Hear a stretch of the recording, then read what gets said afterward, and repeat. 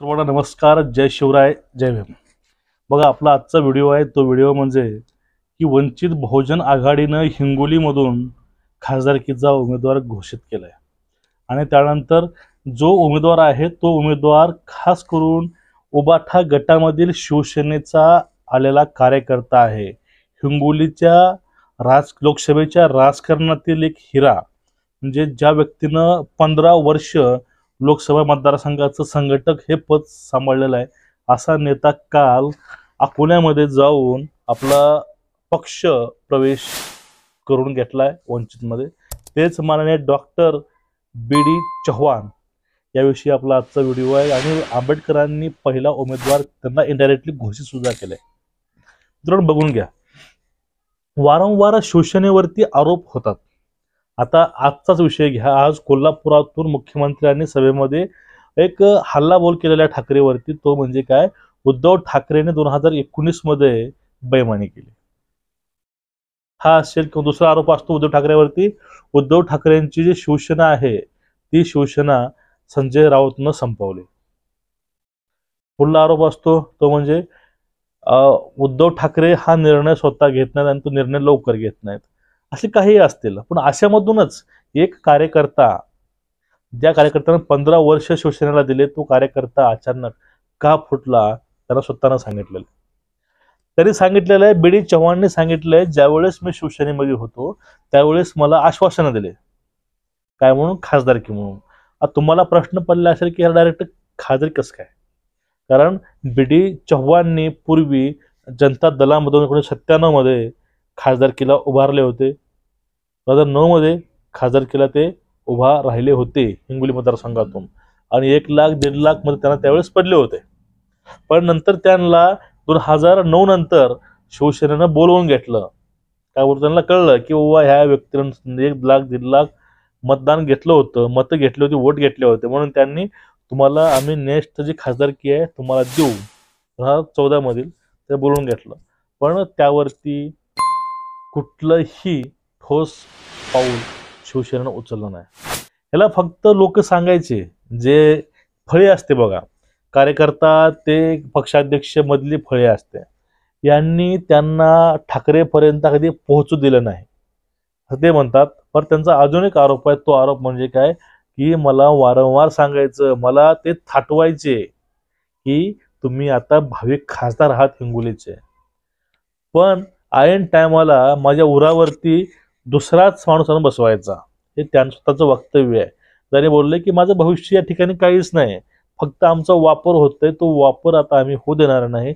म्हणून त्यांनी शिवसेनेला फायनली काल रामराम ठोकला आणि त्यांनी बाळासाहेबांची वंचित स्वीकारली. आता बघा, ते वंचित स्वीकारण्यापूर्वी समजून घ्या, बाळासाहेबांचा जो पक्ष जुना होता भारिप, त्यामध्ये पहिले त्यांनी काम केलं होतं 15 वर्षापूर्वी, आणि नंतर ते परत अजून वंचितमध्ये आलेले आहेत. आता एकूणच हा आपला विषय नाही. विषय कुठला पाहून घ्या. एक कार्यकर्ता शिवसेनेचा आला, असे कार्यकर्ते भरपूर असणार आहेत. जे कार्यकर्ते नाराज आहेत किंवा त्यांची इच्छा पूर्ती झाली नाही, ते सर्वांचं एक आश्रयस्थान वंचित नक्कीच ठरू शकतं. हा एक पर्याय. आता पुढला विषय काय? वंचित बी.डी. चव्हाणांना लोकसभा सीट देणार आहे हिंगोलीचं, कारण त्या कार्यकर्त्याला हिंगोलीचे त्यांनी कार्य केलेलं आहे आणि कार्यकर्ता चांगला आहे. त्यांनी स्पष्ट सांगितलं, त्याला विचारलं गेलं की तुम्हाला एवढे ऑप्शन्स आहेत पुढे, तुम्हाला ऑप्शनमध्ये शिवसेना आहे शिंदे गटांची, तुम्हाला भाजप आहे, राष्ट्रवादी अजित पवार गटाचे, पण तुम्ही इकडे न जाऊन तुम्ही हा पक्ष का स्वीकारला? त्यावेळेस ते स्पष्ट बोलतात की नाही, आतापर्यंत मी तेही पक्ष स्वीकारले असते, पण आंबेडकरांसोबत मी पहिलं काम केलेलं आहे आणि मला त्यांचे काही गोष्टी आवडतात. म्हणजे त्या कुठल्या? की ते नैतिकता सोडत नाहीत, इमानदार नेतृत्व आहे, कुठे झुकणार, ते कुठे झुकत नाहीत, आणि त्यांच्यावरती कुठलेच कसलेच आरोप नाहीत. बघा, वारंवार बाळासाहेब आंबेडकर म्हणतात की माझ्यावरती तो मोद्या कधीच ईडी लावू शकत नाही. त्यांनाही माहित आहे की आपण कुठल्या प्रकारच्या गोष्टी केलेल्या नाहीत. ठीक आहे, म्हणजे विरोधक सुद्धा त्यांच्यावरती कुठला आरोप लावू शकत नाही, असं स्वच्छ नेतृत्व बाळासाहेबांचं, असं बी.डी. चव्हाण म्हणतात. आणि चव्हाण हे म्हणतात की बाळासाहेबांना माहित आहे की कुणाला कुठे ठेवायचं. म्हणजेच 100% हिंगोलीमधनं बी.डी. चव्हाणांची उमेदवारी ही 100% फिक्स झाली वंचित कडून. आता प्रश्न येतो, तर बाळासाहेबांची मागणी अकोला, मुंबई आहे, सोलापूर आहे, हिंगोली आहे, असे ठिकाणं आहेत. अशा वेळेस जर युती झाली तर बाळासाहेबांना सीट, तर युती काय म्हणते, महाविकास आघाडी 2 सीट बाळासाहेबांना मिळू शकतात. कारण वंचितला 4% 5% मतदान होत 2019 मध्ये, आणि त्यामुळं वंचितला फक्त 2 ते 1 जागा मिळू शकतात अशी महाविकास आघाडी म्हणते. आणि उद्धव ठाकरे सोबत त्याचा फॉर्म्युला काय होता, 24-24. बाळासाहेबांची मागणी कितीची आहे, 12ची मागणी आहे. बाळासाहेबांनी हे बोललो होतं, ज्यावेळेस आपण टेबलवर बसू त्यावेळेस आपण त्यामध्ये कमी जास्त करून आपण ऍडजस्ट करून घेऊ, म्हणजे 6 जागेवर सुद्धा आपण घ्यायला तयार आहे. पण त्या 6 जागा महाविकास आघाडी द्यायला तयार नाही. अद्याप यांच्या कुठल्याही प्रकारची अद्याप मिटिंग झाली नाही आणि जागेवरती अजून तोडगा निघाला नाही. आता येणाऱ्या लोकसभेमध्ये वंचित जर शिवसेना सोबत आली तर सेनेसोबत वंचितची युती ही कायम राहील. सेना सोबत नाही आली, सेना काँग्रेसला जवळ केली, तर निश्चितच वंचित बहुजन आघाडी 48 जागेची तयारी करून अगोदरच आहे.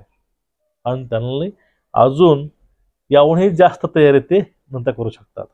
कारण काय, कारण बाळासाहेबांचं बी योगदान राजकारणामध्ये आहेच, पण समाजकारणामध्ये सुद्धा आहे. आणि बाळासाहेबांचे जे कार्यकर्ते आहेत ते कार्यकर्ते फक्त दारू पिऊन नाचणारे नाहीत, किंवा फक्त खंडणे असतील काय असतील यातील लोक नाहीत. सर्व समाजकार्यातील आणि डाऊन टू अर्थ लोक आहेत आणि समाजामध्ये रुजलेले कार्यकर्ते आहेत. त्यामुळं अशा लोकांवरती समाज आणि जनता नक्कीच विश्वास ठेवू शकते. हा विषय वेगळा आहे की बाळासाहेबांची जी वंचित बहुजन आघाडी आहे आणि आतापर्यंत यांचा एक पण उमेदवार निवडून आला नाही, हे गोष्ट वेगळी आहे. कारण त्यावेळेसचे वातावरण वेगळे होते, राजकीय समीकरण वेगळे होते. आताची गरज आहे काळाची, आणि बदल हा नक्कीच हवा असतो, बदल हा नक्कीच व्हावा लागतो. आणि समजून घ्या, यावेळेस कमसे कम 4 ते 5 खासदार पण निवडून आले युतीत, म्हणतो मी, वैयक्तिक बोलत नाही, युतीमध्ये. तर बाळासाहेबांची वंचित अजून पसरू शकते आणि याचा फायदा नक्कीच बाळासाहेबांना विधानसभेमध्ये होऊ शकतो. आता फक्त एकच जास्त डोक्याला टेन्शन आहे लोकांच्या, खास करून कार्यकर्त्यांच्या. कालचा जो प्रवेश झालेला शिवसेनेमधून जो व्यक्ती आलेले आहेत वंचितमध्ये, असेच अजून कुठल्या कुठल्या पक्षातील लोक इकडे येतील हे नक्कीच पाहण्यासारखं आहे.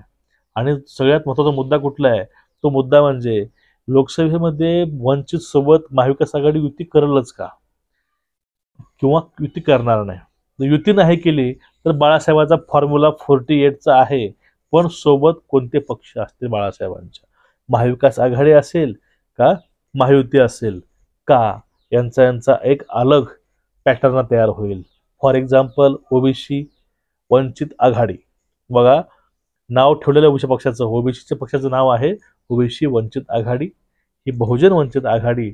आता पुढला प्रश्न आहे, तो प्रश्न म्हणजे जरांगे पाटलाचा संयुक्त सहभाग हे बाळासाहेब घेतील भविष्यामध्ये, आणि एक नवीन आघाडी महाराष्ट्रामध्ये, तिसरी आघाडी नक्कीच उदयास येऊ शकते. जर त्या पुढचे व्यक्ती जर पॉझिटिव्ह असतील, त्यांना वाटत असेल की आपल्याला लोकशाही टिकवायची आहे एकत्र येऊन, तर महाराष्ट्रामध्ये तिसरी आघाडी निश्चितच तयार होईल. आणि ती तिसरी आघाडी पूर्ण राजकारणाचा चेहरा मोहरा बदलून टाकेल. आता फक्त फरक एवढाच आहे, आणि लोक वाट फक्त एवढ्या गोष्टी बघत आहेत की जे राजकारण घडत आहे 2024 मधील लोकसभेचं, याचा राजकारणाचा शेवट कसा होईल, आणि शेवट आणि सुरुवात हे कोण करेल, आणि कुणापासून हे किंग मेकर कोण होईल, आणि जो अंतिम निकाल आहे तो निकाल विधानसभेचा कुणावरती अवलंबून असेल, यावरती सर्व लोकांचं लक्ष लागलेलं आहे. तुम्हाला एकूण मित्रांनो याविषयी वाटते काय, नक्कीच खाली कमेंट करून सांगा.